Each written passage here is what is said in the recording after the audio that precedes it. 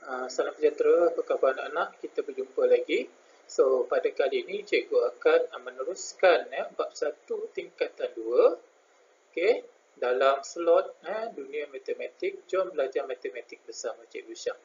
Okay, so bab 1 matematik tingkatan 2, tajuknya adalah pola dan jujukan. Kita dah lihat sebelum ni.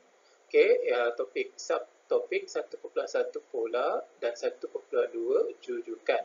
Jadi pada kali ini kita akan teruskan dengan 1.3 iaitu gabungan pola dan jujukan. Okey, jom. Okey, so 1.3 pola dan jujukan. 1.3.1 pola satu jujukan menggunakan nombor, perkataan dan ungkapan algebra. Standard pembelajaran membuat generalisasi tentang pola suatu jujukan menggunakan nombor, perkataan dan ungkapan algebra. Okey, so ada 3 keadaan. Alright, jom fikir. Seorang juruhias dalaman ingin menyusun jubin pada dinding seperti corak di bawah. Okey, so apa corak yang seterusnya? Okey, so kena agaklah apakah corak seterusnya?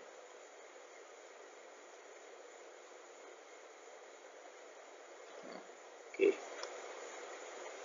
Imbas kembali kita dah belajar ungkapan algebra ni pada tingkatan 1 dulu.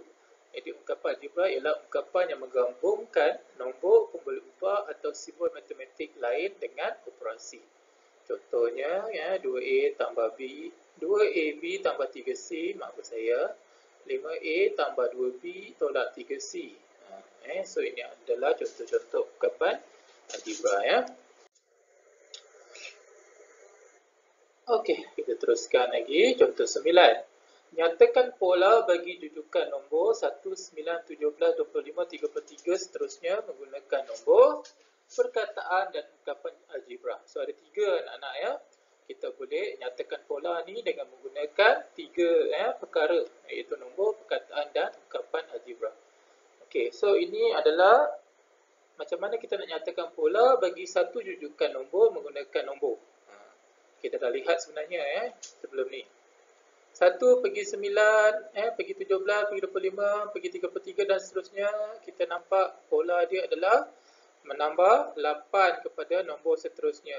Jadi kita boleh agak selepas 33 tambah 8 kita akan dapat 41. Okey, betul. Alright. Jadi pola ialah tambah 8.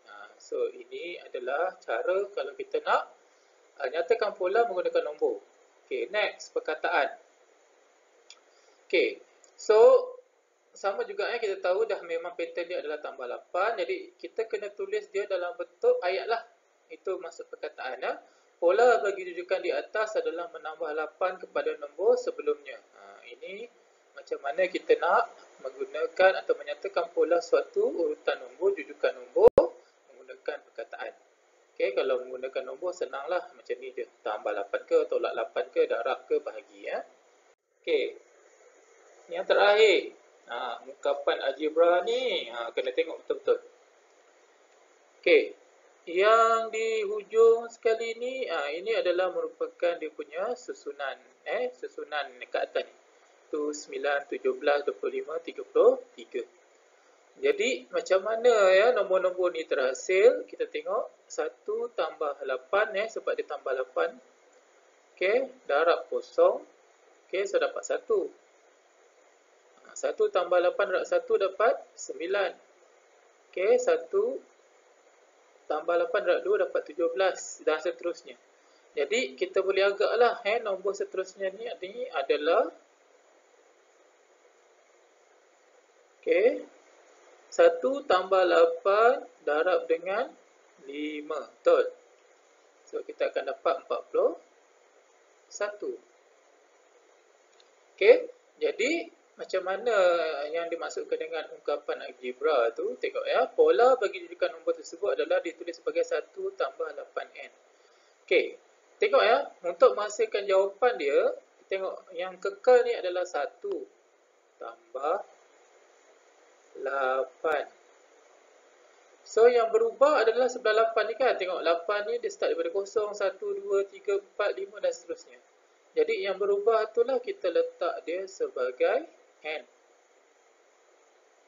Dan kita kena nyatakanlah N kita tu daripada 0, 1, 2, 3, 4 dan seterusnya. Okey, jadi inilah yang dipanggil sebagai menyatakan pola dan jujukan suatu nombor dalam bentuk ungkapan algebra. Okey, so yang ni memang mungkin anak-anak akan rasa susah sikit, jadi kena buat banyak latihan lah. Sebab kalau tak tengok betul-betul memang tak nampak. Okey, 1.3.2 sebutan bagi suatu jujukan. Standard pembelajaran adalah menentukan sebutan tertentu bagi suatu jujukan. Okey. Sebutan sesuatu jujukan dikenali sebagai sebutan Kn dan ditulis sebagai T besar N kecil. N ni kita tulis. Kalau dalam words kita guna istilahnya subscribe. Macam kita tulis formula sains, contoh H2O kan, air kan. Apa kena dah cikgu punya ni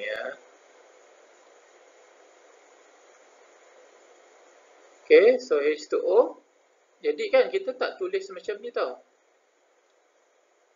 Kita tak tulis besar macam ni. Apa kena kejap. Kita tak tulis macam ni. Dua tu kecil je. Macam tu juga kita tulis TN tu. TN, T besar. Jadi itu merupakan sebutan yang KN. Misalnya 4, 8, 12, 16. Jadi 4 tu kita tahu sebutan pertama. Jadi kita tulis sebagai T1. 8 sebutan yang kedua sebab dia nombor yang kedua dalam siri urutan kan. So T2 lah. 12 T3. 16 T4. Jadi sebutan yang seterusnya yang kita tak tahu tu kita panggil adalah sebutan KN. Jadi kita tulis sebagai TN. Okey, boleh ya? Alright, tengok tahukah anda? Okey, permaisuri lebah bertelur di dalam sarangnya. Sarang lebah mempunyai pola yang tersendiri iaitu berbentuk heksagon. Okey.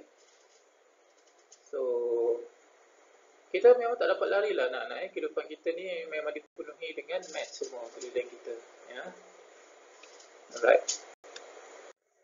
Tak mahu kita kena belajar lah anak-anak Kita tak belajar, kita tak dapat ilmu. Bukan semata-mata untuk peperiksaan. Okay, so kena belajar.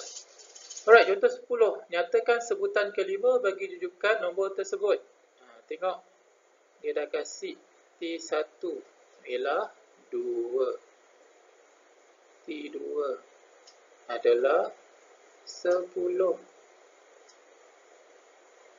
Cikgu kalau nak buat kosong je dia lari Okey, jadi cikgu terpaksalah buat macam ni. Okey, 10 tu ya.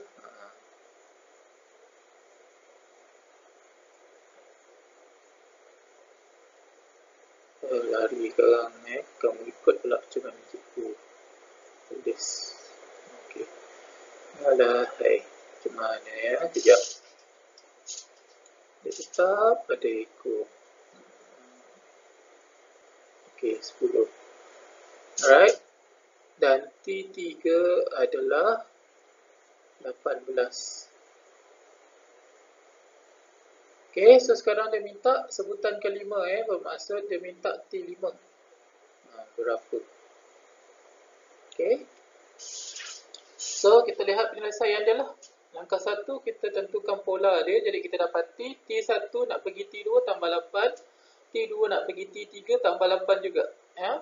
Jadi, kita boleh carilah T4. Maksudnya 18 tambah 8. Okay. Kita akan dapat T4 iaitu 26. Okay, so nak dapat T5 tambah 8 lagi lah. So kita akan dapat 34. Okay, jadi T5 kita adalah 34 atau sebutan yang ke-5. Boleh nak faham Okay. Alright, jom fikir. Cikgu padam. Kalau tak nampak pula kan sebelah sini.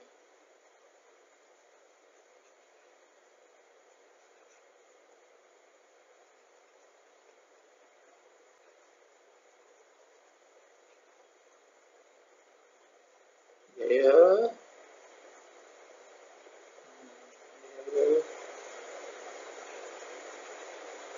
Okey. Jom fikir, nyatakan dua sebutan seterusnya, nyatakan sebutan ke N. Apa kata anak-anak cuba soalan ni? Ya, boleh bincang dengan guru kamu nanti. Bincang dengan kawan-kawan pun boleh. Okey, teruskan. Alright, masih lagi jom fikir. Nyapakan pola untuk rujukan yang berikut. So, kamu boleh nyatakan pola ni dalam 3 bentuk tadi kan? Apa dia? Yang pertama,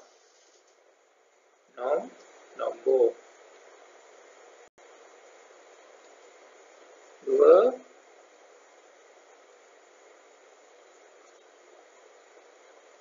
perkataan. Okey, dan 3 tadi,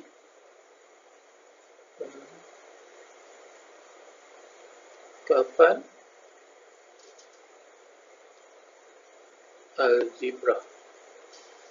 Okey? So, ikutlah. Sebab soalan ni tak minta kan nak guna yang mana, so terpulang kepada anak-anak lah. Kalau cikgu, kita try tiga-tiga ni supaya kita betul-betul faham lah, terutama nombor 3 kan, macam mana nak tulis pola ni dalam bentuk ungkapan algebra. So, anak-anak boleh cuba. Okey, contoh 11. Diberi jujukan nombor 65, 60, 55, 50. Tentukan nombor 40 ialah sebutan yang keberapa dalam jujukan tu. Jadi kita tak tahu kan 40 ni sebutan yang keberapa. Jadi kita boleh letak dia sebagai TN. Okey, yang ni dah tahu dah. Ni T1.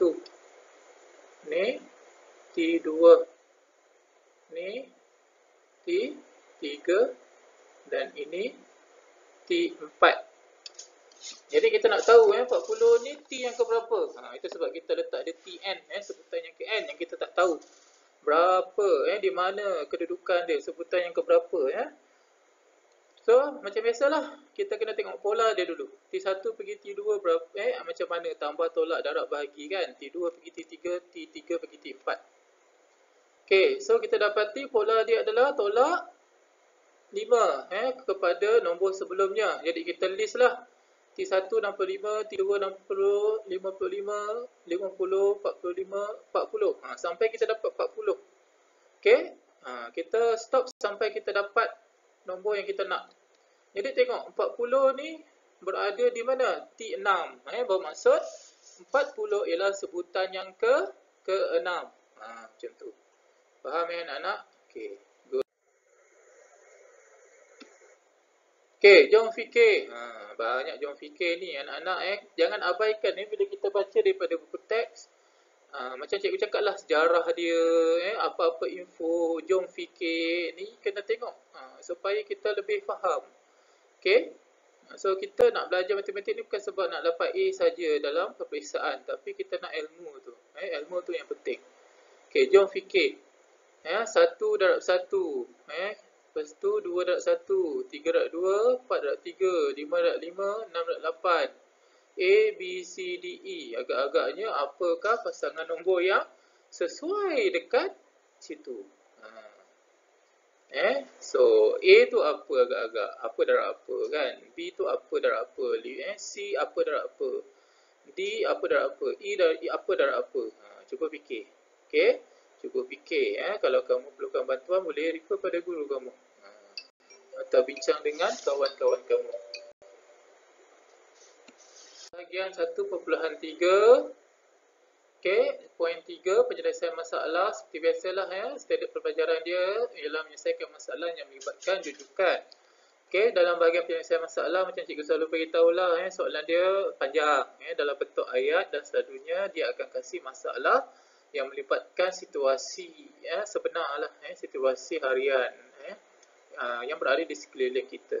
Jadi anak-anak untuk soalan penyelesaian masalah dia senang sebenarnya, cuma anak-anak jangan malah membaca lah, kena baca, fahamkan. Okey, contoh 12. Gambar menunjukkan mesin pemberi makanan ikan automatik. Spesifikasi saiz bekas sederhana. Makanan kering dan pelet boleh digunakan. Pemasa disediakan untuk mengatur jadual pemberian makanan. Okey, menggunakan sistem terbaru untuk mengelakkan makanan daripada menjadi lembab atau tersumbat di dalam bekas penyimpanan. boleh dikenalikan secara automatik atau manual paparan skrin digital. Okey, gambar di atas adalah mesin pemberi makanan ikan secara automatik dan spesifikasinya. Eng Wei menetapkan pemberian makanan ikannya 4 kali sehari. Pemberian makanan yang pertama pada pukul 7.35 pagi. Pukul berapakah ikan itu diberi makanan untuk kali yang ketiga? Okey, memahami masalah waktu memberikan makanan kepada ikan pada kali ketiga. Itu yang kita nak cari, kan? Okey, merancang strategi. Satu hari kita ada 24 jam. Berapa kali dia kasih makan sehari kepada ikan dia? 4 kali, kan? Okey, jadi kita kena tahu satu kali masa dia berapa jam. Jadi satu hari 24 jam bagi dengan 4 kali dia beri makan. Maksudnya setiap kali akan mengambil masa 6 jam. Okey, jadi pola dia adalah menambah 6 jam, kan? Okey, jadi melaksanakan strategi. So, dia mula kasih makan dia pada atau T1 dia pada 7.35 pagi. Jadi T2 dia mestilah 7.35 pagi tambah 6 petang. Ini kena kira betul-betul. Jadi dia akan dapat pukul 1.35 petang. T3 tambah lagi 6 jam akan dapat 7.35 petang. Okey. Jadi dia minta kita cari yang masa yang ketiga, kan, dalam sehari itu. Jadi kesimpulan yang kita dapat sebab kita stop lah sampai yang kita dapat yang kita nak pada pukul berapa dia kasih makan ikan pada kali ketiga. Jadi ikan diberi makanan kali ketiga pada pukul 7.35 petang. So that's why saya kata anak jangan takut untuk membaca kalau soalan tu ada ayat panjang. Okey, so jom cuba. Okey, 1.3 tentukan pola jujukan nombor menggunakan perkataan. Ingat kalau perkataan tadi maksudnya kamu kena guna ayat, kan? Okey, tentukan pola jujukan nombor di bawah menggunakan ungkapan algebra. Ingat ini tadi yang ada NN tu. Okey, hitung sebutan ke-7 dan ke-11. Maksudnya dia nak T7 dan T11. So anak-anak kena kira. Okey, jadi anak-anak cikgu kasih mungkin sama macam video sebelum ni lah 10 minit untuk try. Okey, so kamu boleh hold ataupun pause dulu video cikgu ni buat dalam masa 10 minit. Cuba gunakanlah mana-mana apa-apa bahan kertas yang ada dan cek jawapan kamu sendirilah dalam buku teks ada jawapan. So cek dan kamu kalau ada masalah, salah dan sebagainya boleh bincang dengan kawan-kawan kamu ataupun dengan cikgu kamu. Okey. So cikgu teruskan Kalau kamu dah siap, dah semak, kalau dah salah buat pembetulan, dah bincang, kamu boleh continue lah melihat video cikgu ni. Okey, nombor 4 masih adalah soalan yang tadi lagi. Okey, so ini adalah penyelesaian masalah. Okey, pun cubalah cuba juga. Okey, so anak-anak sebenarnya kita dah habis. Okey, jadi jom cuba 1.3 tadi anak-anak Kalau daripada sekolah saya kamu boleh buat dalam buku tulis lah dan kamu boleh hantar pada saya nanti apabila kita bersekolah secara bersemuka. Jadi kita lihat kita dah habis bab 1 tingkatan yang 2 ni pola dan jujukan. Okey, jadi intipati-bab kita ada 2 kan, 3 iaitu pola, jujukan, pola dan jujukan. Okey, so pola pola ialah satu aturan atau corak tertentu dalam senarai nombor atau objek. Kita ada nombor genap, nombor ganjil kan yang kita dah belajar. Kalau kamu masih ingat nombor genap apa, nombor ganjil apa, segitiga, Pascal dan nombor Fibonacci. Okey, kemudian kita lihat 1.2 jujukan. Jujukan ini ialah satu susunan nombor atau objek yang mengikut pola kan.